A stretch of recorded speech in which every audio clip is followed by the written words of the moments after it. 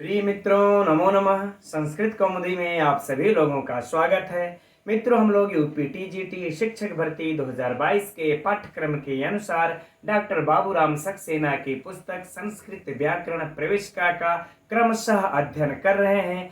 प्रतिदिन सुबह के 11 बजे यूट्यूब चैनल संस्कृत कौमुदी पर। और हम लोग कल की कक्षा तक इस पुस्तक के संधि विचार में दिए हुए इंद्रे च सूत्र तक अध्ययन कर चुके हैं, जो कि पृष्ठ संख्या 51 पर दिया हुआ है। और उसी इंद्रे च के नीचे जो अगला सूत्र है मित्रों, अर्थात पांचवा जो सूत्र है, प्लुत प्रगृह्या अचि नित्यम। अब इस सूत्र से आज की कक्षा का अध्ययन प्रारंभ करना है। तो आप सभी लोग मित्रों संस्कृत व्याकरण प्रवेशिका का पृष्ठ संख्या 51 खोल लीजिए और चलिए हम लोग परीक्षा की दृष्टि से अध्ययन प्रारंभ करते हैं और आप लोगों को हम संधि के गहराइयों में लेकर के चलते हैं, सैर करते हैं। ठीक, तो देखते हैं मित्रों हम लोग प्लुत प्रगृह्या अचि नित्यम। सबसे पहले तो देखते हैं मित्रों यह सूत्र कैसा है।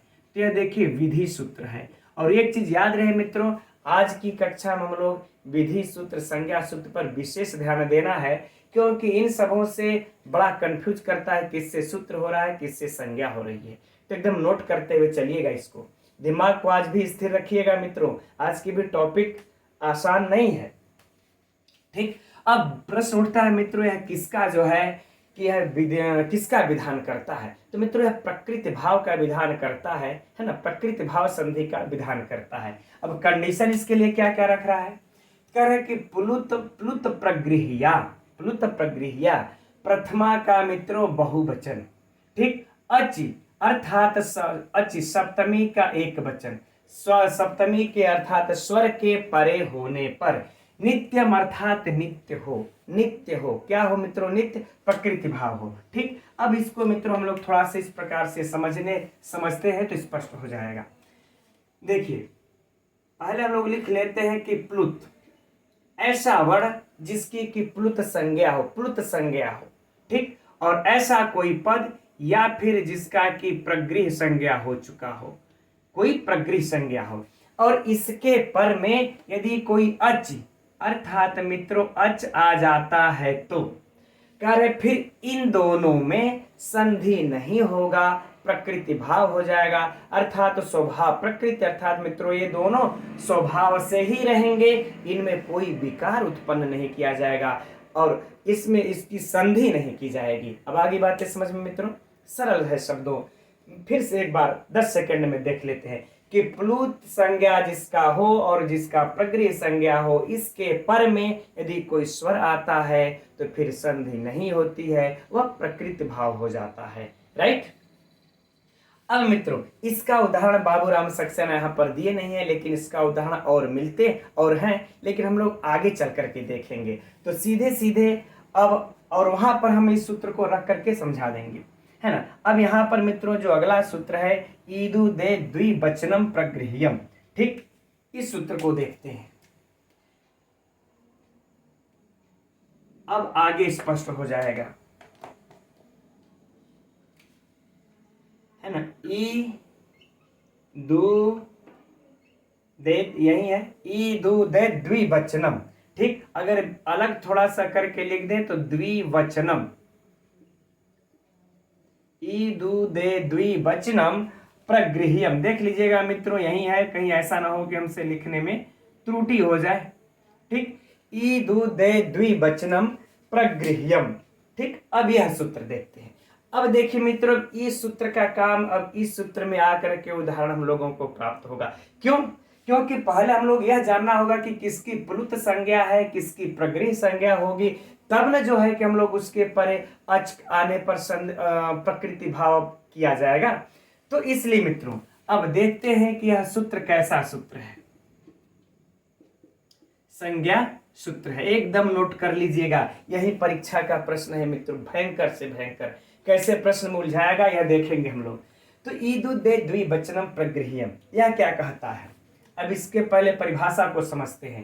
कहते हैं दीर्घ ई है, ऊ है, ए है, इन तीनों को पकड़ लेते हैं मित्रों हम लोग। अर्थात ऐसे नोट करिए, ईदंत है ना, और ऊ है मित्रों तो उदंत, दीर्घ लगाते चलिए।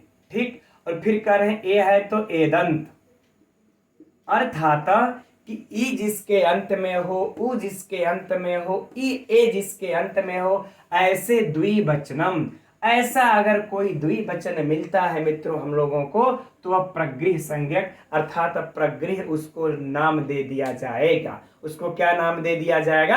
प्रगृह नाम दे दिया जाएगा। फिर से समझिए, जो हम लोग शब्द रूप मित्रों पढ़ते हैं ना, है ना, हरि हरि हरयः हरिम हरि हरिन, तो हम लोग सातों विभक्तियों में पढ़ते हैं ना इसको, तो कह रहे इसमें कहीं भी आपको सिर्फ द्विवचन में, प्रथमा और जो है द्वितीया में नहीं, है ना मित्रों। यहाँ पर इस तरह से समझिए, प्रथमा और द्वितीया, है ना, और प्रथम एक वचन, सॉरी यहाँ प्रथमा द्वितीया नहीं मित्रों, एक वचन बहुवचन रहेगा ना, एक वचन, फिर क्या होगा द्विवचन, और फिर क्या होगा मित्रों बहुवचन, यह तीन वचन।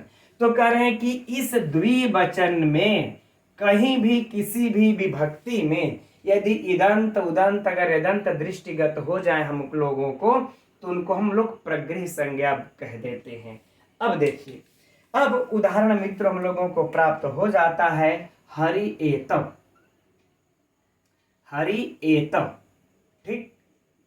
अभी एकदम समझिएगा मित्रों, गहराई में लेकर के चल रहे हैं आप लोगों को। अब देखिए आगे और भी कि यहां पर जब हम लोग मित्रों हरि का जब रूप पढ़ते हैं तो हरि हरि हरया हरिम हरि हरि, है ना, यहीं पर ना आता है मित्रों, हरि तो यहीं पर ना आएगा। तो यह देखिए द्विवचन में आया हरि, तो कह रहे जब द्विवचन में यह हरि आ जाता है, तो अब इस हरि की मित्रों कौन सी संज्ञा हो जाएगी? इस ईदु दे, चलिए अच्छा हम थोड़ा सा लिखने में यहाँ पर हम सटा करके लिख दिए, इसको अलग अलग कर लेते हैं तब समझ में आएगा सही से। एतव, ठीक, हाँ। अब इस हरि की मित्रों कौन सी संज्ञा हो जाएगी? तो इस हरि की देखिए इस ईदु दे द्विवचनम से यह प्रगृह संज्ञक हो जाएगा। कौन संज्ञक हो जाएगा मित्रों? इसकी प्रगृह संज्ञा कर दी जाएगी। जब इसकी प्रगृह संज्ञा हो गई तो अब इस नियम पर चलते हैं, अर्थात इस विधि सूत्र के तरफ चलते हैं। अब यह विधि सूत्र कह रहा है कि यदि इधर प्रगृह हो, इसके परे अच हो, चाहे प्लुत हो प्रगृह हो, उसके परे अच हो, तो फिर हम ये संधि नहीं होने देंगे, है ना। तो यहाँ पर मित्रों देखिए हरि की प्रगृह संज्ञा हो गई है। अब यहाँ पर जो है देखिए पर में क्या आया? अच, तो ये प्रगृह भी कंडीशन पूरा और अच वाला भी कंडीशन पूरा, क्योंकि यहाँ पर ए है, तो अब यह प्रगृह संज्ञक हो जाएगा, तो संधि नहीं होगा। लेकिन मित्रों हम लोगों के यहाँ पर संधि प्राप्त थी कौन? अब इसकी भी चर्चा कर लिया जाए। तो देखिए यहाँ पर क्या है? ई, और यहाँ पर क्या है मित्रों? ए, और ई के बाद ए आता है, तो कौन सी संधि हो जाती है ना? ई को यड़च, है ना, इक के परे अच होने पर हम लोगों का कौन संधि हो जाती मित्रों? ई को यड़च, ठीक। यह क्या कहता है कि इक के परे यण, अरे इक के परे अच होने पर, इक के परे अच होने पर इसको यण आदेश होता। तो इस इक को, ई को मित्रों यह आदेश होना था, किस सूत्र से? इको यणच से। यहाँ पर हमको यह यण संधि प्राप्त हो रही थी। लेकिन अब यह प्लुत प्रगृह अचि नित्यम, यह वाला सूत्र प्लुत प्रगृह अचि नित्यम आके कह देता है भाई मैं आपको यहाँ पर रोकता हूँ, इको यड़च मेरे भाई मैं आपको यहाँ पर रोकता हूँ, यहाँ पर जो मेरा कंडीशन है वो हमको प्राप्त हो रहा है, अतः इसको मेरे हिस्से में आने दीजिए। तो अगर एक तरह से मित्रों देखा जाए तो इस प्लुत प्रगृह अचि नित्यम सूत्र इस इको यड़च का इस उदाहरण में अपवाद है, क्योंकि यह अन्यत्र बदल भी सकता है। हम यह नहीं कह सकते सिर्फ इको यड़च का ही अपवाद यह है, नहीं, इस उदाहरण में इस उदाहरण में यहाँ पर हमको चूंकि इको यड़च प्राप्त है, इसलिए इस उदाहरण में इसका अपवाद है यह, राइट। तो अब यहाँ पर मित्रों अब इसको संधि नहीं होने देंगे और क्या कर देंगे मित्रों, यहाँ पर हम लोग प्रकृति भाव कर देंगे। और जब प्रकृति भाव कर देंगे मित्रों तो क्या हो जाएगा? फिर स्वभाव से ही रहेंगे। प्रकृति भाव का मतलब, प्रकृति मतलब क्या होता है? स्वभाव। तो प्रकृति भाव स्वभाव से ही रह जाएंगे मित्रों, तो क्या हो जाएगा? हरि एतव, बस। अब इसका हिंदी क्या हो जाएगा मित्रों? हिंदी भी आप लोगों की रिक्वायरमेंट है, कभी कभी किसी चीजों मतलब भूल भी जाता हूँ कुछ पॉइंट्स को, तो उसके लिए आप लोग क्षमा कीजिएगा, है ना।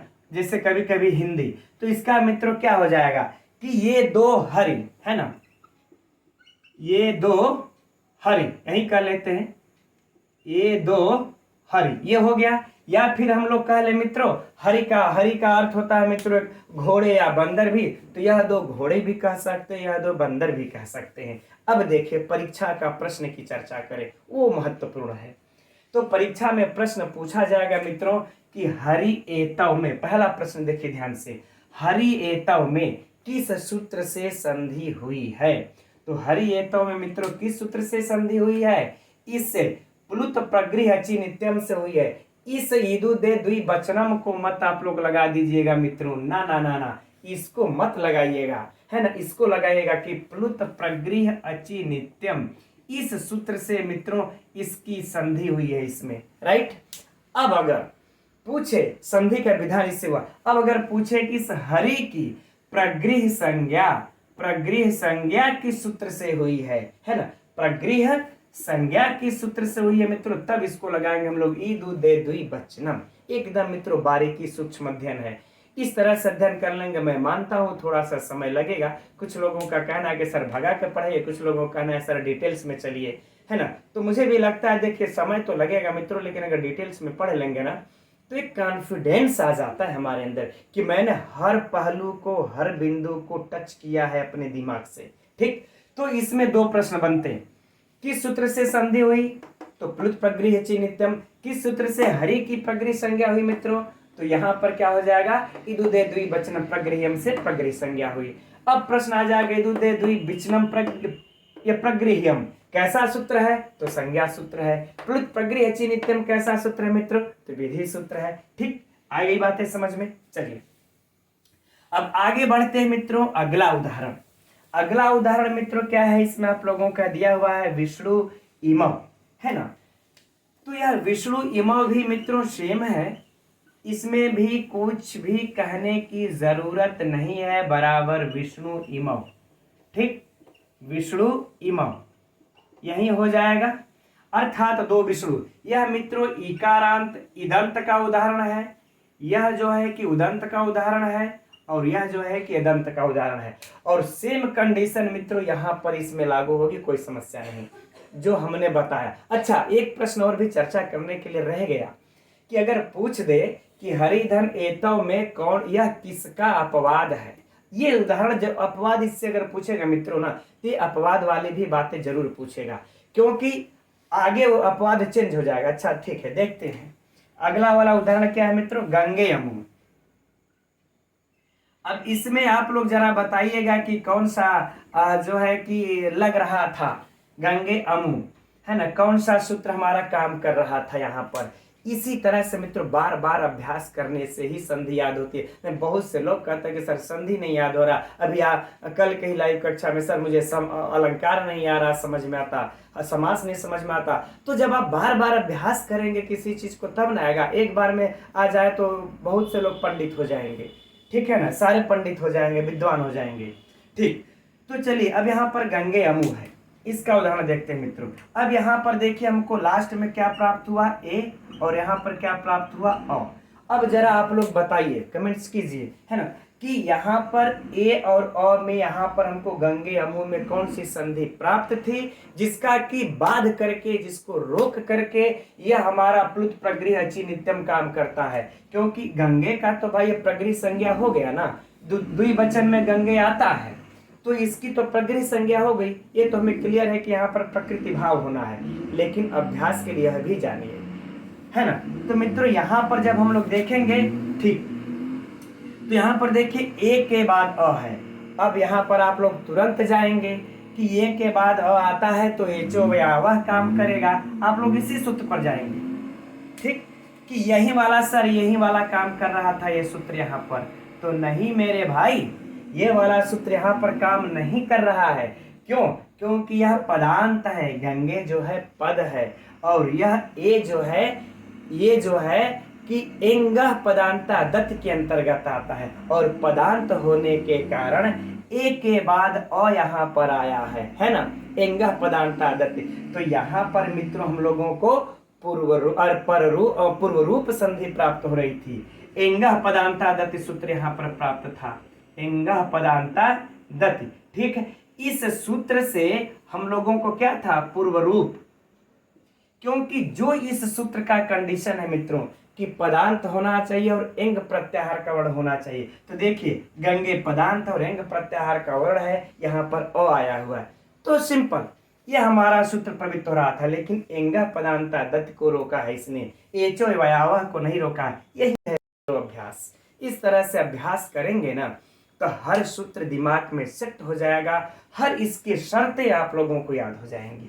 राइट, चलिए तो इस एचो वयावह को हम लोग हटा देते हैं, यहाँ पर प्रवृत्त था, लेकिन अब इसका एंगह पदांता दत्त का मित्रों बाध किया किसने, प्लुत प्रगृह अचि नित्यम ने बाध करके यह कह दिया कि भाई नहीं, अब आप एंगह पदांता दत्त रहने दो, ये मेरा काम है। प्लुत प्रगृह अचि नित्यम कहा कि यह मेरा काम है, यहाँ पर मेरे नियम उपलब्ध हो रहे हैं, इसलिए मैं ये संधि वंधि यहाँ पर कुछ नहीं होने दूंगा, ये सब साफ कर दो। ठीक, और सीधे सीधे यहां पर प्रकृति भाव कर दो, गंगे अमू। आगे बातें समझ में मित्रों? तो फिर वही सेम प्रश्न, परीक्षा के प्रश्नोत्तरी की चर्चा करते हैं कि यहां पर जब गंगे अमू में पूछ दे, अम हो गया कोई बात नहीं, यहां पर अगर गंगे अमू में पूछ दे किस सूत्र से संधि हुई, तो प्लुत प्रगृह ची नित्यम से हुई। गंगे की मित्रों यह प्रगृह संज्ञा किससे हुई, तो प्लुत इदु दे द्विवचनम प्रगृह्यम से हुई। और पूछ दे यह गंगे अमु किसका अपवाद हुआ, गंगे अमु यहाँ पर किसका अपवाद है मित्रों, तो ये एंगी पर रूपम का अपवाद होगा। ठीक, यहाँ पर भी हटा लेते हैं इसको, यहाँ पर यह किसका मित्रों अपवाद हो जाएगा, एंगी पर रूपम का, है ना। अरे एंग पर रूपम कहा जा रहा है भाई, दिमाग भी कभी कभी इधर उधर डिस्टर्ब हो जाता है। एंगा पदांता दत्त का अपवाद है, राइट, इसका अपवाद हुआ। और यह दोनों मित्रों किसके अपवाद हैं, इको यड़च के अपवाद है, यह भी इको यड़च का अपवाद है। ठीक, इसीलिए मैंने इसको नहीं बताया। अब हम समझ रहे मित्रों, आप लोगों को ये वाला क्लियर हो गया। किसी तरह से भी अगर प्रश्न को घुमा दिया जाए ना तो एकदम आप लोगों को वह सरल ही लगेगा। ठीक ठीक, अब चलिए मित्रों आगे बढ़ते हैं अगले सूत्र की तरफ।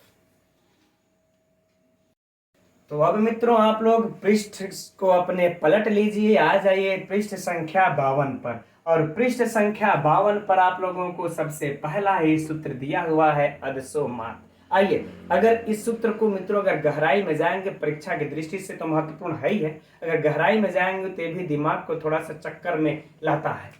आइए देखते हैं मित्रों यह कैसा सूत्र है, तो संज्ञा सूत्र है।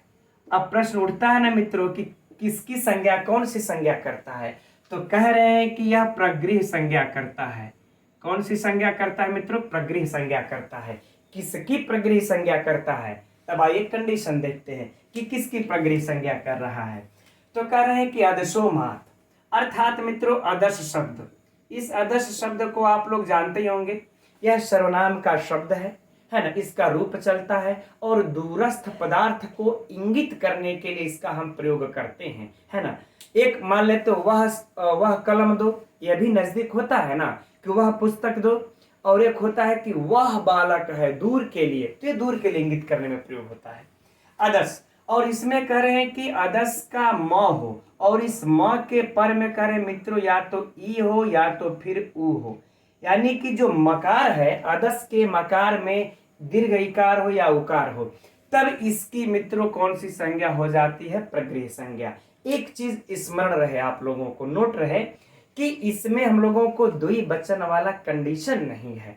अभी हम लोगों ने जो ईदु दे द्विवचनम वाले सूत्र में जो अध्ययन किया था, तो उसमें कंडीशन रखा गया था, इकार उकार की तो बातें थी, लेकिन उसमें कंडीशन रखा गया था कि द्विवचन होना चाहिए, है ना। लेकिन इसमें कह रहे चाहे बहुवचन में रहे, एक वचन द्विवचन बहुवचन किसी में रहे, बस म के बाद में आदर्श में ई होना चाहिए, राइट।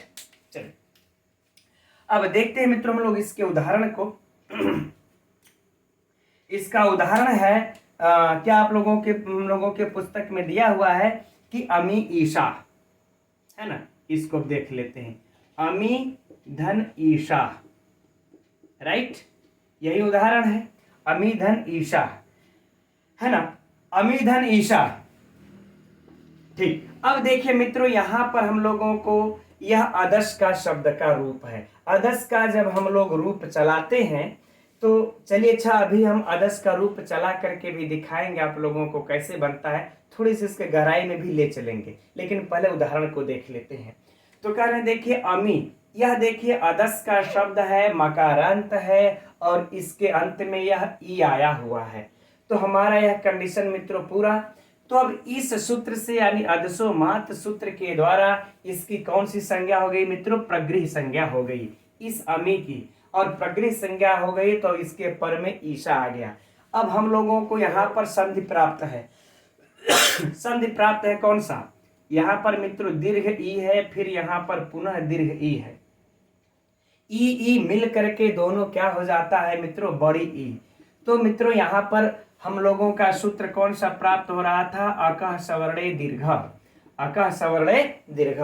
लेकिन यह अब प्लुत प्रगृह अचि नित्यम यहाँ आ धमकेगा, यह सूत्र यहाँ आ धमकेगा, कहेगा कि सुनिए भाई, अब इस अमी की प्रगृह संज्ञा हो चुकी है, अब अकः सवर्णे दीर्घा भाई आप दूर हो जाइए और हमें अपना काम करने दीजिए। अब तो इस अमी की मित्र प्रगृह संज्ञा हो गई, तो कह रहे अब मैं इसको प्रकृति भाव कर देंगे, आपको हम दीर्घ संधि नहीं करने देंगे। और प्रकृति भाव होकर के मित्रों फिर क्या बन जाएगा? अमी ईशा, अमी ईशा, अर्थात ये स्वामी है, ये दोनों क्या है? स्वामी है, ये स्वामी है। ठीक, आगे बातें समझ में। तो अगर मित्रों अब यहाँ पर हम लोग एक प्रकार समझ लें कि ये जो अमीषा है, अगर परीक्षा में प्रश्न पूछे, पहले इसकी चर्चा कर लेते हैं। किस सूत्र से संधि हुई?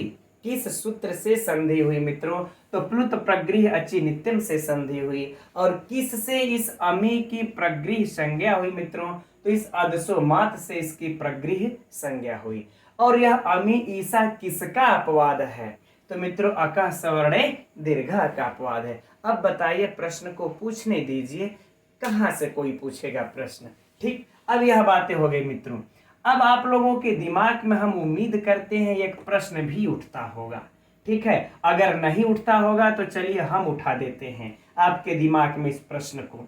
ठीक, और उस प्रश्न को मित्रों उठाने के लिए थोड़ा सा हम लोग इसके रूप के तरफ चलते हैं, तब आएगा, है ना। वैसे कह ले तो परीक्षा के दृष्टि से इसका विशिष्ट महत्व नहीं है, लेकिन अगर समझ लेंगे तो बड़ा काम देगा। ठीक है, इसको समझने के लिए मित्रों हम लोग पहले इसका अदश का रूप चला देते हैं। इस अदश का रूप चला लेते हैं पुल्लिंग में। ठीक, पहले हम लोग चलाते हैं इसके पुल्लिंग में इसका रूप। पुल्लिंग में इसका प्रथमा के और द्वितीया बहुवचन। प्रथमा में इसका रूप कैसे चलता है मित्रों? असौ एक वचन, अमु द्विवचन, है ना। असौ अमु अमौ, असौ अमु, उसके बाद क्या हो जाएगा मित्रों? अमी। ठीक, असौ अमु अमी, यह प्रथमा में बनता है। और द्वितीया में क्या बनता है मित्रों? अमुम। यहां पर याद रहे एक चीज, यह भी आप लोगों के यह मत समझिएगा कि यह फालतू है, टाइम पास हो रहा है, नहीं। यह याद रखिएगा कि इसके में यहां पर मित्रों ह्रस्व होता है, यह अमुम। चलिए अच्छा, तीनों लिख लेंगे तो हम आप लोगों को डिफरेंट हम ये बता देंगे। अमुम, अमु, अमुम, अमु, और उसके बाद मित्रों क्या हो जाएगा? अमून, अमून। ठीक है, ये हम लोगों का किस में बनता है? पुल्लिंग में। अब मित्रों स्त्रीलिंग के द्वितीय वचन में ही, ये सिर्फ मित्रों प्रथमा और क्या है ये द्वितीया, ये इन्हीं दोनों की बातें कर रहे हैं हम लोग, क्योंकि इन्हीं दोनों से में ज्यादा कंफ्यूजन होता है। ठीक, अब द्वितीया में मित्रों इसका रूप जो बनता है कैसे बनता है? असौ अमु अमु, असौ अमु और फिर मित्रों अमु। ठीक, ये बनता है। और फिर इसके द्विवचन में क्या बन जाता है मित्रों? अमूम। यही चीज देखिए हम बता रहे थे, एकदम इसको याद रखिएगा। अगर अमूम अमूम देखिए पुल्लिंग में भी बन रहा है ना, लेकिन द्वितीया में इसमें ह्रस्व उकार है और इसमें दीर्घ स्त्रीलिंग में बनता है। तो परीक्षा में मित्रों शब्द रूप की दृष्टि से यह अगर पूछ देगा इस प्रकार से, तो जो ध्यान से नहीं पढ़ा रहेगा मित्रों वो धराशायी हो जाएंगे, चक्कर खा जाएंगे, कंफ्यूज हो जाएंगे, है ना। तो क्या हो जाएगा मित्रों यहाँ पर? अमुम अमु अमु, बाकी सब तो सेम होगा। ठीक है, चलिए अच्छे से थोड़ा सा लिख देते हैं, अमू अमू अमू। अब बात कर लेते हैं मित्रों हम लोग यहाँ पर नपुंसक लिंग की भी, है ना, तब तीनों का डिफरेंट आप लोगों को समझ में आएगा और प्रश्न आएगा। यह नपुंसक लिंग में क्या बन जाएगा मित्रों, नपुंसक लिंग में इसका अदह, अदह अमू अमूनी,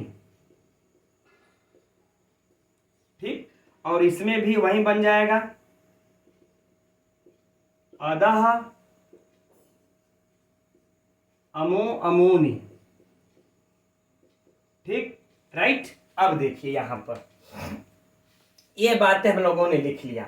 अब देखिए हम लोग थोड़ी सी, अब आप लोगों के दिमाग में जो प्रश्न उठा रहे हैं, बाकी सब तो मित्रों रूप की दृष्टि से तो है ही है, इसको व्यर्थ मत आप लोग समझिएगा कि टाइम पास है। अब हम लोग थोड़ा सा आप लोगों को रूप में लेकर के चलते हैं, अरे रूप में कह रहे हैं उस पिछले सूत्र में जो आप लोगों के दिमाग में प्रश्न उठाने के लिए हम कह रहे हैं कि आप लोगों के दिमाग में प्रश्न उठना चाहिए। अब देखिए मित्रों हम लोग चलते हैं ई दू दे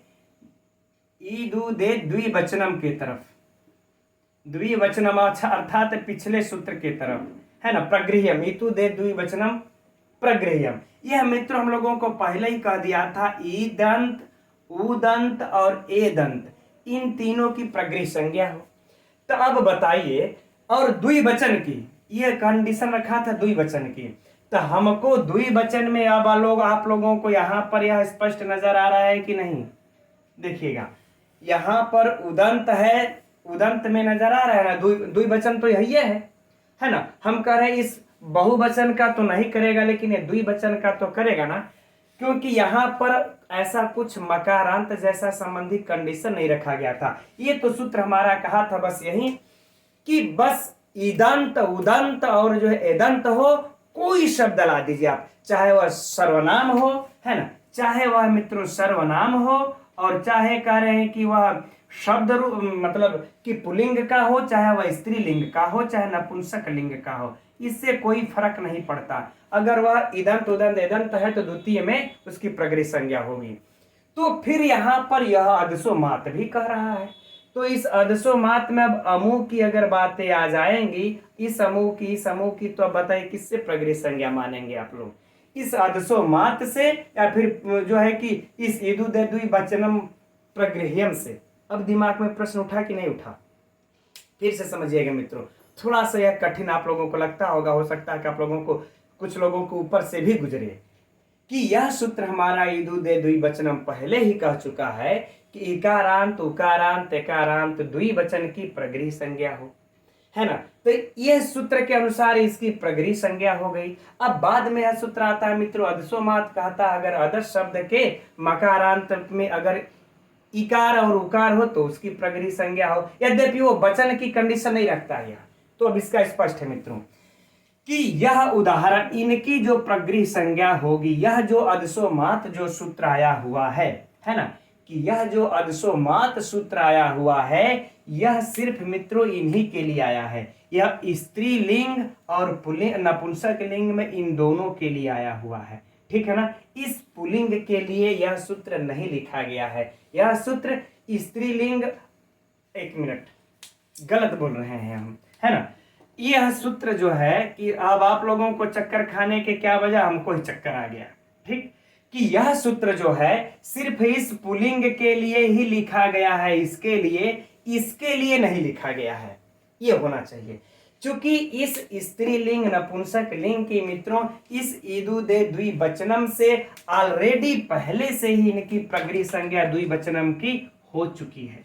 लेकिन यहां पर मित्रों जब बहुवचन में जो आया हुआ है, वो भी यहां पर देखिए, ये जो बहुवचन में यहां पर अमी जो आया हुआ है, इसकी तो यहां पर इस सूत्र के अनुसार नहीं ना प्रगृह संज्ञा होगी, क्योंकि यह सिर्फ द्विवचन की कंडीशन रखता है, ये बहुवचन की कंडीशन रखता है। तो मित्रों साफ स्पष्ट है आप लोगों को कि यह जो है ईदु दे द्विवचनम जो है इनकी प्रगृह संज्ञा कर देता है, और यह अदसोमात सिर्फ यह पुल्लिंग के लिए आया हुआ है, इसके लिए नहीं आया हुआ। एक चीज क्लियर हो गई ना। अब आप लोग कहे, अब इसमें यह चूंकि बहुवचन भी आ जाएगा। अच्छा, दूसरी बात इसमें यह हो जाएगी कि यह देखिए, और इसके अंदर की बात है मित्रों, इसकी सिद्धि में हम लोग जाएंगे तो अमु को अदे, है ना, अमे अदे बनता है, दकारांत होकर के फिर मकारांत को उकार होता है, इसलिए एदंत होने के कारण, एदंत होने के कारण, ये वाला होने के कारण इन चारों की मित्रों सिद्धि प्रक्रिया में जाकर के प्रगृह संज्ञा जाएंगे तो हम लंबी हो जाएगी, और फिर और आप लोगों को सर के ऊपर से गुजरने लगेगा, है ना। तो इनकी प्रगृह संज्ञा हो जाती है और इसके लिए सिर्फ यही आया है। इसीलिए अब उदाहरण में हम आप लोगों को रीजन बताते हैं। अब अगला उदाहरण देखिए दिया होगा आप लोगों को, है ना, अगला उदाहरण अमु आस्ते दिया हुआ है। ये अधूरा उदाहरण बाबूराम सक्सेना जी लिखे हैं, है ना, अमु आस्ते, जबकि इसका मित्रों अगर पूरा अगर हम लोग देखा जाए उदाहरण तो इस तरह रहेगा, राम कृष्णा, राम कृष्णा वमु, है ना, ये रहेगा राम कृष्णा वमु। अब इसके बाद मित्रों होना चाहिए धन आसते, धन आसते, है ना।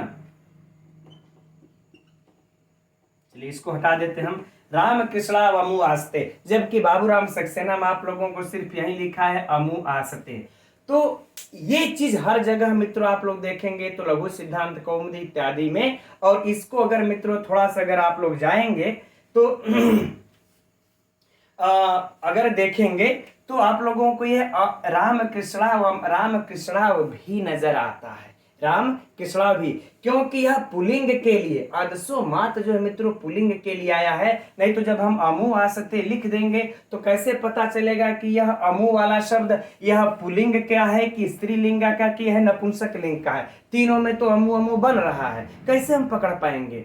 तो यहाँ पर बाबूराम सक्सेना में यूं कह ले थोड़ी सी अधूरी लिखी है, इसीलिए मित्रों यह पुस्तक बड़ा कंफ्यूज करती है। जो लघु सिद्धांत कौमुदी अन्य व्याकरण ग्रंथ पढ़े हैं ना तो उनको समझ में आ जाता है। इसीलिए राम कृष्ण जब हम लिख दिए तो इससे हमको स्पष्ट हो गया कि ये वाला हमारा जो अमु है ये अदस वाला पुलिंग वाला है, और जब पुलिंग वाला है तब हम अदसो मात लगा सकते हैं। नहीं तो मित्रों यहाँ पर अगर लिंग बदल देंगे तो फिर ये सूत्र काम नहीं करेगा यहाँ पर। इसीलिए ये मित्रों इसकी गहराई हुई, हम समझ रहे हैं। अगर आप लोगों को, कुछ लोगों को ना 100% तो मित्रों 50% तो समझ में आया ही होगा, एक दो बार और देख लेंगे तो समझ में आ जाएगा। ठीक, चलिए अभी समूह की मित्रों प्रगृह संज्ञा हो गई और आस्ते पर यहाँ पर इस प्रकार से कृष्णा वमु आस्ते ये हम लोगों का संधि हो जाएगा कि कृष्ण और राम और कृष्ण दोनों बैठे हैं, दोनों बैठे हैं, राइट। चलिए अब हम लोग मित्रों अगले सूत्र की तरफ बढ़ते हैं और अगला सूत्र है निपात एका जनांग सरल सा। इसी पृष्ठ संख्या 52 पर मित्रों जो अब अगला सूत्र दिया हुआ है वह है निपात एका जनांग, है ना। देखते हैं सबसे पहले यह कैसा सूत्र है, तो संज्ञा सूत्र है, ठीक। अब कौन सी संज्ञा कर रहा है, यह भी मित्रों प्रगृह संज्ञा ही कर रहा है, क्योंकि चर्चा प्लुत और प्रगृह की ही चल रही है। तो यह भी कौन सी संज्ञा कर रहा है, प्रगृह संज्ञा कर रहा है। सरल सा सूत्र है मित्रों, लेकिन किसकी प्रगृह संज्ञा कर रहा है, किस कंडीशन में, तो देखते हैं। कह रहे कि निपात, निपात की अर्थात मित्रों अव्यय, निपात अर्थात कह ले कि अव्यय की, है ना। और कह रहे कि एक आच अर्थात एक अच, एक अच, है ना, एक अच निपात की, एक अच निपात की प्रगृह संज्ञा हो, है ना। लेकिन कह रहे कि अनांग, आंग को छोड़कर, आंग को छोड़कर, आंग भी मित्रों एक निपात है, अव्यय है, लेकिन जब हम अंगों को संज्ञा करके लोप कर देते हैं तो हमारे पास आ ही बचता है ना। तो यह आ जो है हमारा यह क्या है, एक अच्छा, इसमें भी एक अच्छा, यहाँ पर भी ना, तो इसकी लेकिन कह रहे प्रगृह संज्ञा नहीं होगी। आंग को अर्थात आ को, इस आ को आपको छोड़ देना है, इसके बाद जो शेष बचते हैं एक अच वाले निपात अर्थात अव्यय, उनकी प्रगृह संज्ञा कर देंगे, राइट। चलिए उदाहरण में मित्रों अब प्रगृह संज्ञा हो जाएगी तब यह सूत्र काम करेगा। तो आइए हम लोग अब उदाहरण देख लेते हैं। उदाहरण में मित्रों है ई इंद्र, ई इंद्र, है ना। अब यहाँ पर देखिए मित्रों हम लोगों को अब बार बार कहने की हमें आवश्यकता नहीं मित्रों, अब आप लोग समझ गए होंगे कि यहाँ पर ई इंद्र हमें, यहाँ पर हमको कौन सी संधि प्राप्त हो रही है, कौन सा सूत्र प्राप्त हो रहा, अब तो आप लोग समझ ही सकते हैं। अर्थात आकाश वर्णे दीर्घ, तो अब इस ई की मित्रों यहाँ पर देखिए एक अच है, एक अच है ना, और यह निपात भी है। तब हमारा एकात निपात एका जनांग से इसकी कौन सी संज्ञा हो जाएगी? प्रगृह संज्ञा। जब इसकी प्रगृह संज्ञा हो जाएगी तो फिर तुरंत आधम कहेगा प्लुत प्रगृह अचि नित्यम, कह देगा भैया अगर प्रगृह संज्ञा के बाद पर में यदि अच आ जाता है तो हम प्रकृति भाव कर देंगे और मित्रों हो जाएगा ई इंद्र, अर्थात फिर संधि नहीं होगी। इंद्र आओ, है ना, क्या हो जाएगा मित्रों? इंद्र आओ। ठीक, अब आगे देखिए अगला उदाहरण क्या है मित्रों? उ उमेश, उ उमेश, ठीक, उ धन उमेश। अब यही तरह से मित्रों यह भी हो जाएगा उ उमेश, अर्थात यहां पर संधि नहीं होगी, जैसे यहां पर सेम हुआ। अब अगला उदाहरण क्या है मित्रों? आ एवं नु मलने से। अब देखिए अगर आ का देखें कि आ का आपने विरोध क्यों, आ को क्यों रोका? अगर आ को इसलिए रोका कि अगर आ को मित्रों नहीं रोकते तो आ वाले में देखिए समस्या क्या थी कि आ धन ए ही, एकदम सरल उदाहरण हम रख रहे हैं आप लोगों के सामने, आ धन ए ही, है ना। यहां पर भी देखिए माँ आ मित्रों क्या है? यह निपात है अर्थात अव्यय है और एक अच वाले है, लेकिन कह दिए हैं कि एक अच वाला आ को छोड़कर इसकी प्रगृह संज्ञा नहीं होगी, है ना। नहीं तो यहां भी मित्रों आ ए ही प्रगृह संज्ञा होकर के आ ए ही हो जाता है, जबकि क्या बन जाएगा मित्रों? तब ए ही, क्या बन जाएगा? ए ही। आगे बातें समझ में ना? तो यहां पर इसको प्रगृह संज्ञा ना हो इसलिए यहां पर कहे कि यांग को छोड़कर, क्योंकि यहां पर संधि करनी है। अब प्रगृह संज्ञा हो जाता तो संधि नहीं कर पाते, है ना मित्रों। अब चलिए हम लोग परीक्षा के लिए जो प्रश्न पूछा जाएगा, सरल सा सूत्र है, उसकी चर्चा कर लेते हैं बस, कि ई इंद्र में किस सूत्र से संधि हुई है? तो मित्रों इसी से हुई, प्लुत प्रगृह अचि नित्यम से संधि हुई है। ई इंद्र में ई की किस सूत्र से प्रगृह संज्ञा हुई है? तो मित्रों निपात का जनांग से प्रगृह संज्ञा हुई है। और यही प्रश्न मित्रों यहाँ पर वो उमेश के लिए भी प्रवृत्त होगा। ठीक, अब पूछ दिएगा किसका अपवाद है, तो आप लोग अब इतना तो पकड़ ही सकते हैं, लगा ही सकते हैं। ठीक, चलिए अब आगे बढ़ते हम लोग अगले प्रश्न की तरफ, अगले सूत्र की तरफ। तो बढ़ते हैं मित्रों सूत्रोक्त की तरफ। जो अगला सूत्र है देखते हैं, यह भी सूत्र कैसा सूत्र है मित्रों? संज्ञा सूत्र है, राइट। सब के सब संज्ञा सूत्र है मित्रों।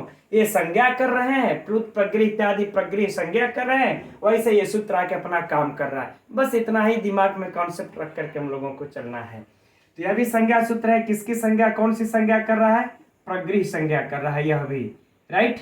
अभी तक हम लोगों ने इस सूत्र के बाद जितने सूत्र आप लोगों के डॉक्टर बाबूराम सक्सेना में दिए हुए हैं मित्रों, है ना, चाहे हम लोग अदसो मात ईदु दे द्विवचन प्रगृहम पढ़े, चाहे अदसो मात पढ़े, चाहे निपाते का जनांग पढ़े, चाहे यवोत पढ़े, सब के सब यह संज्ञा सूत्र है, सब के सब प्रगृह संज्ञा ही कर रहे हैं। ठीक, देखिए प्रगृह संज्ञा कर रहा है, लेकिन यह किसकी कर रहा है मित्रों?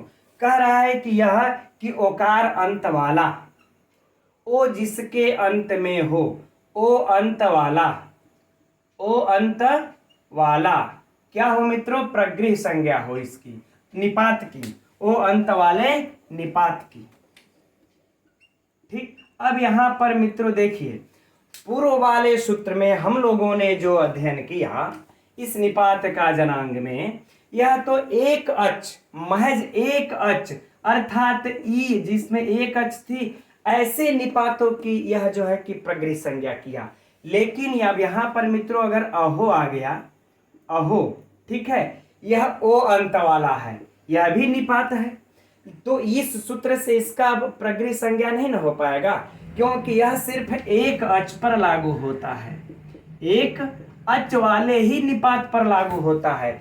इसलिए यहां पर महर्षि पाणिनि को बस इस ओ के लिए मित्रों एक और सूत्र लिखना पड़ा, कहना पड़ा इनको ओत, कि ओ जिसके अंत में हो ऐसा निपात भी मित्रों प्रगृह संज्ञक हो। ठीक, अब इसका उदाहरण मित्रों पुस्तक में दिया होगा आप लोगों के, है ना, क्या? अहो ईशा, यही दिया हुआ है, अहो ईशा, अहो ये स्वामी है, अहो ये स्वामी है। अब मित्रों यहाँ पर हम लोगों को कौन सा संधि प्राप्त हो रही है, कौन सा सूत्र यहाँ पर मित्रों प्राप्त हो रहा है, ओ के बाद हमको ई प्राप्त होता है। तो कौन सा प्राप्त हो रहा है जरा बताइए आप लोग। ठीक है, यहाँ पर कौन सा प्राप्त हो रहा है, चलिए ठीक है अब हम बताते हैं। यहाँ पर ना ओ के बाद देखिए यहाँ पर ई आया हुआ है, तो ए आई ओ औ के बाद यदि कोई भी परे मित्रों अच आ जाता है तो हमारा एच ओ वह काम कर जाता है, अर्थात अयाद संधि हो जाती है हमको। ठीक, तो यहाँ पर जब इस अब अहो की मित्र यहाँ पर कौन सी संज्ञा हो जाती है, प्रगृह संज्ञा हो जाती है। अब इस प्रगृह संज्ञा होने के नाते अब यहाँ पर मित्रों यह सूत्र काम नहीं करता है, तुरंत आ जाता है प्लुत प्रगृह अचि नित्यम और कह देता है यहाँ पर प्रकृति भाव होगा, और प्रकृति भाव होकर के मित्रों क्या हो जाता है, अहो ईशा। हम उम्मीद करते हैं अभी समझ में आ गया होगा, है ना। अब अगर परीक्षा में प्रश्न आ जाए मित्रों, अब यहाँ पर इस उदाहरण से अगर पूछा जाए कि इस अहो ईशा में इस अहो की प्रगृह संज्ञा किस सूत्र से हुई है, प्रगृह संज्ञा, यही सब मित्रों। अब अभी तो मेरा टाइप क्वेश्चन नहीं है, अभी टाइप हमको करना है, और आज तो यह स्वर संधि समाप्त ही हो जाएगी, और जैसे ही स्वर संधि समाप्त हो जाती है मित्रों टाइप हो जाता है क्वेश्चन, लाइव टेस्ट प्रश्नोत्तरी भी करेंगे। तो यह सब रखेंगे हम प्रश्नों के, एकदम ध्यान में रखिए कि इस अहो या ईसा में अहो की किस सूत्र से प्रगृह संज्ञा हुई है मित्रों, तो किस सूत्र से हुई है, ओत सूत्र से, और संधि किस सूत्र से हुई है, इस सूत्र से, है ना, प्लुत प्रगृह अचि नित्यम से। ठीक, तब अगला सूत्र मित्रों आगे बढ़ते हैं, और यही सूत्र हम लोगों का जो है कि अच्छा इसके बाद एक दूरा धूते च भी है। ये दोनों सूत्र मित्रों संबुद्धव साकल्य श्वेता बनारस और दूरा धूते च दिमाग का दही करने वाले, इसलिए दिमाग को बड़ा स्थिर कर लीजिएगा। चलिए उसका अध्ययन करते हैं। तो अब उस ओत के आगे सूत्र है संबुद्धव साकल्य श्वेता बनारसे, और यह सूत्र मित्रों परीक्षा की दृष्टि से अत्यंत महत्वपूर्ण है, और इससे टीजीटी की परीक्षा में प्रश्न पूछा भी जा चुका है। जो लोग टीजीटी दिए होंगे या पेपर देखे होंगे मित्रों उनको याद होगा, साधोधन इति करके पूछा था, और इसके संधि पर बड़ा विवाद भी हुआ था कि इसका शुद्ध रूप क्या होगा, कुछ ऐसे ही प्रश्न था। ठीक है, तो आप लोग एकदम मित्रों निश्चिंत रहिए। आज हम इस सूत्र को इतने सरल ढंग से हम लोग अध्ययन करेंगे कि आप लोगों को उस विवाद का पूर्ण समाधान हो जाएगा। अब आप लोगों के अंदर दिमाग में इसके संबंधित कोई भी संशय नहीं रह जाएगा कि इसका शुद्ध रूप बनेगा क्या। ठीक, तो एकदम दिमाग को स्थिर कीजिए। चलिए इसका अध्ययन करते हैं।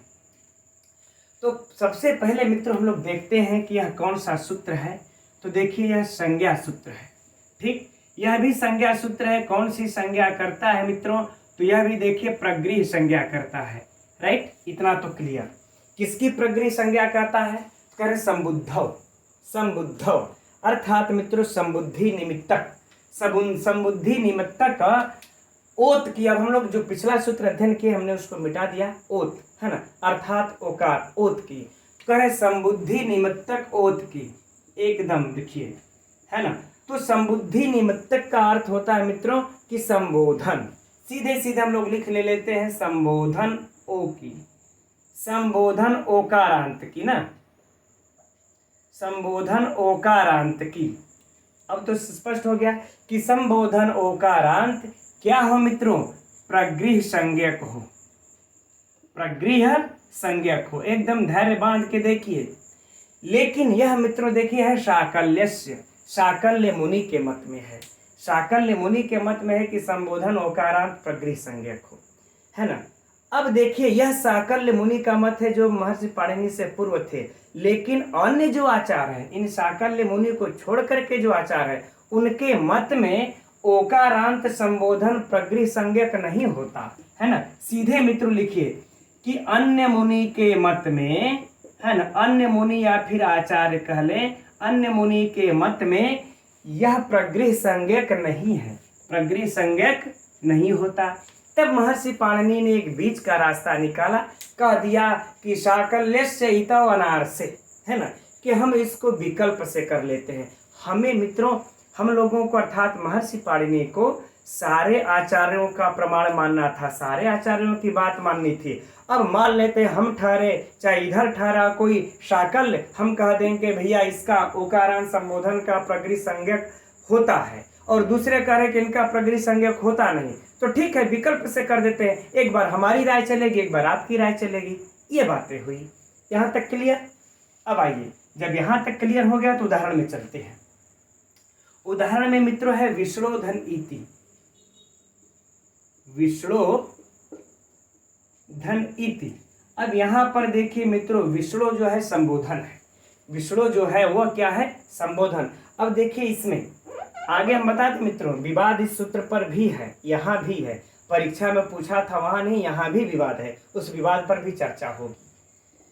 तो कह रहे हैं विष्णु धन इति, इस विष्णु इति पर चर्चा करते हैं हम लोग, यह रहा संबोधन।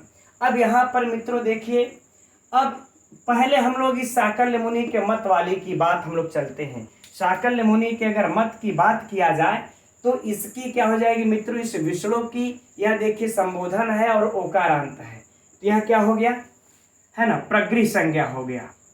इसकी कौन सी विष्णु की संज्ञा होगी मित्रों, प्रगृह संज्ञा हो गई। ठीक, किस सूत्र से, इस सूत्र से, संबुद्धव साकल्य सेता वनार्से सूत्र से, है ना, इस सूत्र से, संबुद्धव साकल्य सेता वनार्सव सूत्र से। जब इसकी प्रगृह संज्ञा हो जाएगी मित्रों तो फिर संधि कहाँ होगी, संधि तो होगा ही नहीं, तुरंत आ जाएगा प्लुत प्रगृह अचिनित्यम कर देगा, मैं संधि को रोकता हूँ, क्योंकि प्रगृह संज्ञा हमको प्राप्त हो गया। जहां जहां प्रगृह संज्ञा के देखिएगा हम झपट्टा मारेंगे। तो चलिए ठीक है, हम लोग भी कर देते हैं इसकी। तो इसका सिद्ध क्या हो जाएगा मित्रों, विष्णु इति, या यही रूप बन गया। ठीक, तो एक रूप तो मित्रों आप लोगों का सरलता से सिद्ध हो गया, यह बन गया, है ना। लेकिन हमें तो यह जो हम लोगों को रूप दिखाई दे रहा है, यह तो मित्रों साकल्य मुनि के मत में दिखाई दे रहा है। लेकिन अब हमने कहा कि अन्य मुनि के मत में यह प्रगृह संज्ञक विष्णु है ही नहीं, वो नहीं मानते कि साकल्य मुनि, आप मानिए हम नहीं मानते कि यह जो है कि विष्णु है, यह प्रगृह संज्ञक है। तो प्रगृह संज्ञक जब अन्य मुनि नहीं मानेंगे तो इस पे आगे की प्रक्रिया शुरू होगी। तो आगे की प्रक्रिया हम लोग शुरू अब कर देते हैं मित्रों। तो आगे की प्रक्रिया में क्या हो जाएगा, विष्णु ओ निकल जाएगा मित्रों इसमें से, और आगे हो जाएगा क्या, इति। अब आगे हो गया मित्रों इति। जब हम यहाँ पर इति लगा देंगे तो अब देखिए यहाँ पर ओधन इति, हमारा कौन सा सूत्र काम किया। अब तो यहाँ पर मित्रों सोचने समझने की है नहीं, है ना, एचो यवायावह से सूत्र से हमारा यहाँ पर काम किया। और हम क्या कर लेंगे, अब यहाँ पर ओ को अब आदेश कर लेंगे, तो क्या हो जाएगा, विष्णु धन अब आदेश हो गया, धन इति कर लेंगे, है ना। अब यहीं पर मित्रों हम लोग इसको मिला देंगे। जब मिला देंगे और चला गया वहां पर, वह में ई आकर के मिल जाएगा। अब तो यहाँ पर आप लोगों को विधिवत मिलाने की बता करके यहाँ मिलाने की जरूरत नहीं। अब यहाँ पर हम लोग इसको सिद्ध कर लेते हैं कि विष्णु वीति, राइट, है ना। देखिए विष्णु में अ आ गया, र पूरा हो गया, व में ई लग गया, विष्णुवीति। यह मित्रों किसके मत में सिद्ध हुआ, जो हमने कहा कि अन्य मुनि के मत में। तो यह देखिए जो अन्य मुनि है उनके अनुसार हुआ, यह जो है अन्य मुनि हुए उनके अनुसार हो गया, राइट। यहां तक भी आप लोगों को क्लियर हो गया होगा। अब आगे बढ़ते हैं, जब इसके हम लोग आगे बढ़ते हैं, अब आप लोगों को मित्रों एक सूत्र और याद होगा जो हम लोगों ने पहले पढ़ रखा है। क्या पढ़ रखा है मित्रों, लोपः साकल्यस्य। कौन सा सूत्र पढ़ रखा है, लोपः साकल्यस्य। थोड़ा सा इसको इधर लिख देते हैं, चलिए अच्छा कोई बात नहीं, लोपः साकल्यस्य को हम लोगों ने पढ़ रखा है, इतना कर ले ताकि इंगित हो जाए आप लोगों को, है ना।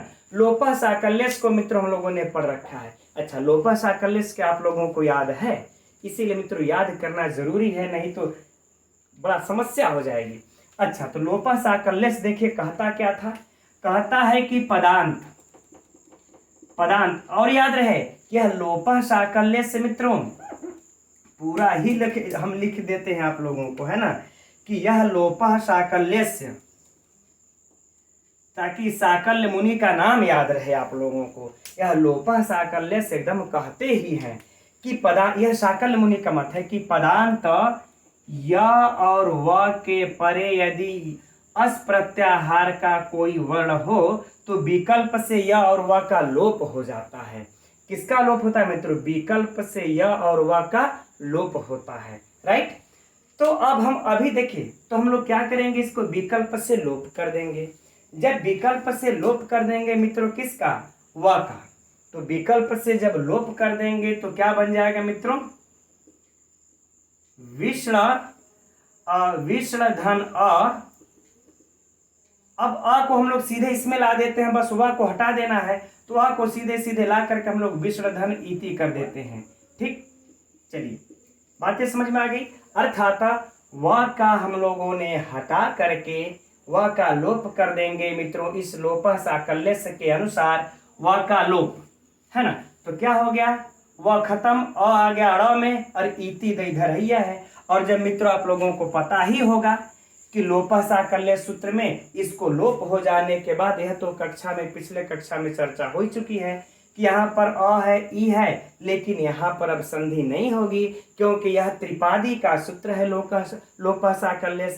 इसलिए इसके किए गए कार्य को, यह जो हमारा सपादी का सूत्र, यहाँ पर अ के बाद ही जो गुण हो रहा है, 6वें अध्याय का है आद गुणा, 6 1 86 का तो मानेगा नहीं, इसलिए हम लोगों का सेम हो जाता है। तो क्या हो जाएगा मित्रों? विष्ण इति। तो यह मित्रों तीसरा रूप बन गया, एक विष्णु इति, एक विष्णवीति, और मित्रों यहाँ पर लोप साकल्य से व का लोप करने पर अब अ यहाँ चला आएगा तो विष्ण इति बन गया, क्योंकि यहाँ पर फिर पुनः संधि नहीं होती।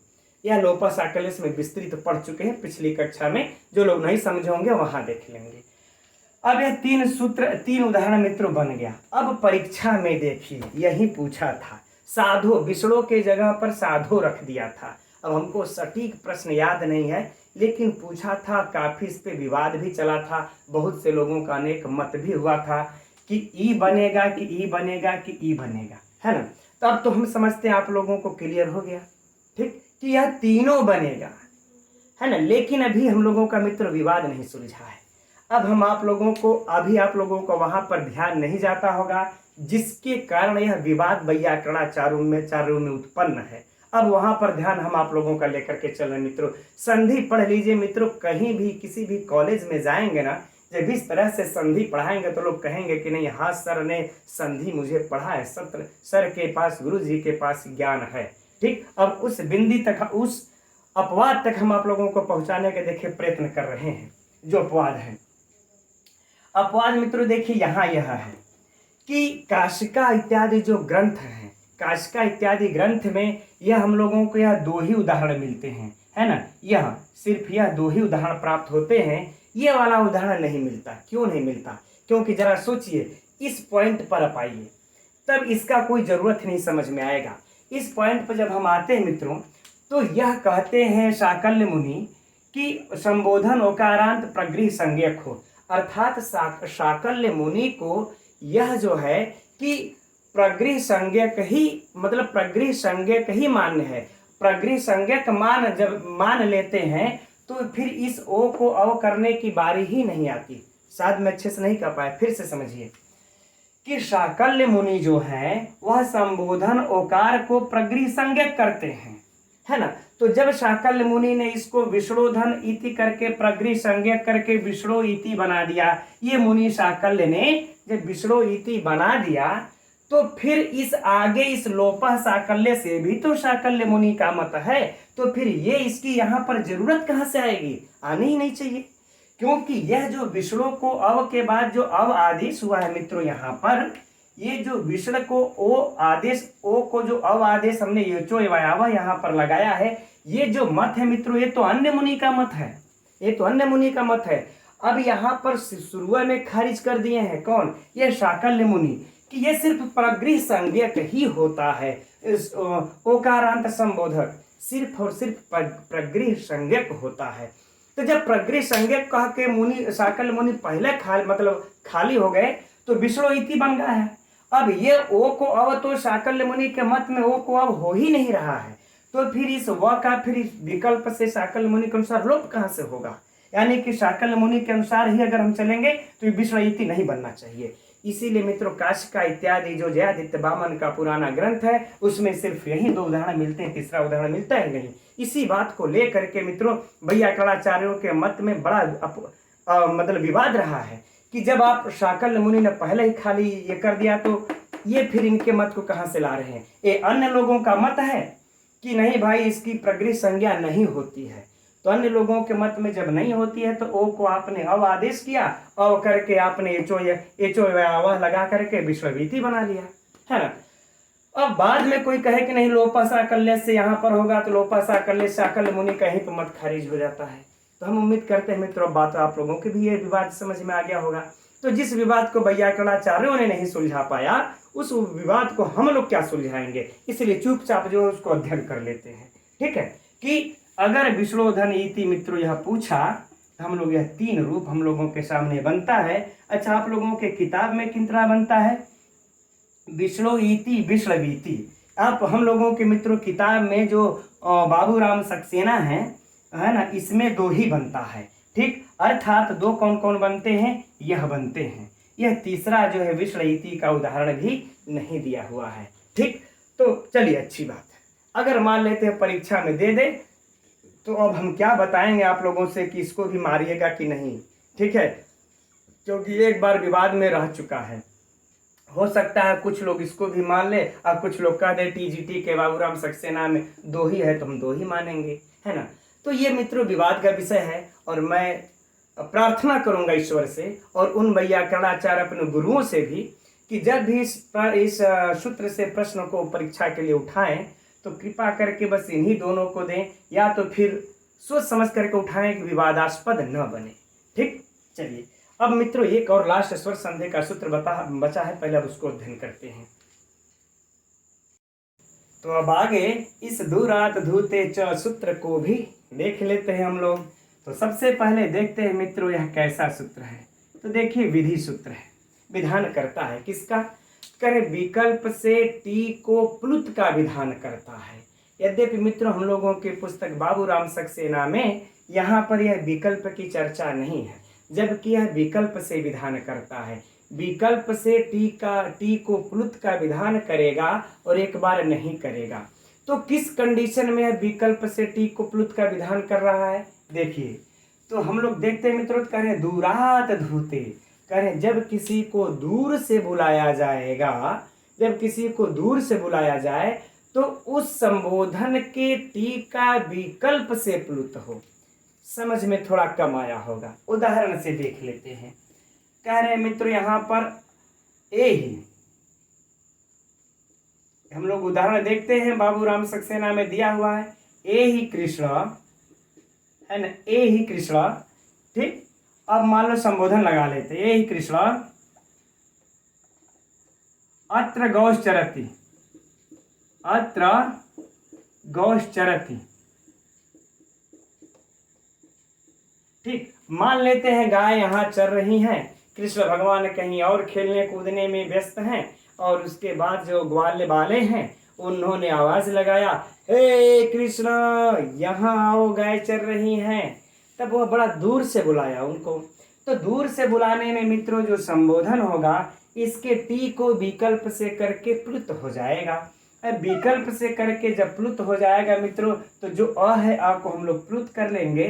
तो प्लुत कर लेंगे तो क्या हो जाएगा, कैसे लिखा जाएगा, ऐसे, है ना। अब इसके बाद मित्रों यहाँ पर है देखिए अत्र। अब यहाँ पर है गौश्चरति, तो खैर तो यह एक वाक्य है। अब बात आती है कि यहाँ पर हम लोग संधि करें कि ना करें, है ना, अ और अ में, इस प्लुत और अ में। ठीक, यही को भी उतार लेते हैं। तो कह रहे हैं कि सुनिए यह प्लुत प्रगृह ची नित्यम तुरंत आ जाता है। कह जब इसको प्लुत कर दिया गया है तब मित्रों यहाँ पर हम अब संधि नहीं होने देंगे और यहाँ पर तुरंत इसको क्या कर देंगे, प्रकृति भाव कर देंगे। और जब प्रकृति भाव हो जाएगा मित्रों तो जैसे है वैसे ही रह जाएगा, फिर अब संधि नहीं होगी। तो परीक्षा में यदि पूछा जाए कि ये ही कृष्ण अत्र गौश्चरति में किस सूत्र से संधि हुई है यहाँ पर कृष्ण और अत्र में, तो प्लुत प्रगृह ची नित्यम से। किस सूत्र से मित्रों यहाँ पर इसकी प्लुत संज्ञा हुई है, ठीक है, तो दूरात धूते च से, एकदम महत्वपूर्ण। अच्छा, अब बात ये उठती है कि अगर विकल्प से एक बार प्रकृत नहीं संबोधन का नहीं होगा तब क्या आप कीजिएगा, तब संधि कर देंगे। संधि कर देंगे तो क्या हो जाएगा, ए ही कृष्णात्र है ना, कृष्णात्र, कृष्ण और फिर अ मिलके दीर्घ संधि कृष्णात्र, गौश्चरति, गौश्चरति। यह हमारा उदाहरण बन जाएगा मित्रों। अगर जब नहीं करेंगे तब, यद्यपि बाबूराम सक्सेना में सिर्फ वह यही प्लुत करने के लिए दिए हैं, तो बस यही उदाहरण दिया है, हम लोगों को नोट कर लेना। बाकी प्रश्नोत्तरी की तो मित्रों चर्चा हो ही गई। अब इसके लिए और भी सारे बहुत सारे उदाहरण बनते हैं मित्रों, है ना। जैसे चलिए एक दो उदाहरण हम लिख देते हैं यहाँ पर, उसको नोट कर लीजिएगा आप लोग। आगच्छ हरे, आगच्छ हरे, ठीक, यह देखिए हो गया प्लुत। अत्र क्रीडेम, अत्र क्रीडेम। अब आप लोग जरा बताइएगा, यहां पर हरे अत्र में भी एक बार तो इससे संधि नहीं होगी, अब दोबारा में संधि होगी तो किस प्रकार का रूप बनेगा, कौन सी संधि होगी, यह अब आप लोग खुद लगाइए, अभ्यास कार्य में ये कर लीजिएगा। इसी प्रकार से मित्रों आगच्छ राम अत्रास्ति, खैर और भी बहुत उदाहरण है, छोड़ देते हैं इसको, ठीक है। तो आज की कक्षा मित्रों इतना ही तक रहने देते हैं। स्वर संधि समाप्त हो चुकी है। अब अगला है देखिए व्यंजन संधि प्रारंभ होंगे। इस्तो हम प्रयास करेंगे कि प्रश्न आप लोगों के टाइप हो जाए, कम से कम 25-30 प्रश्न, तो उनकी स्वर संधि से और वर्ण विचार में से भी कुछ रह गए प्रश्न, तो उनकी एक प्रश्नोत्तरी हो जाएगी। उसके बाद हल संधि अर्थात व्यंजन संधि का अध्ययन किया जाएगा। तो मित्रों आज का ये कंटेंट आप लोगों को आज की कक्षा कैसी लगी, कितना समझ में आया नहीं आया, आप लोग कमेंट्स करके मित्रों जरूर बताइएगा, ठीक है। अब कल मिलेंगे मित्रों हम लोग। नमो नमः।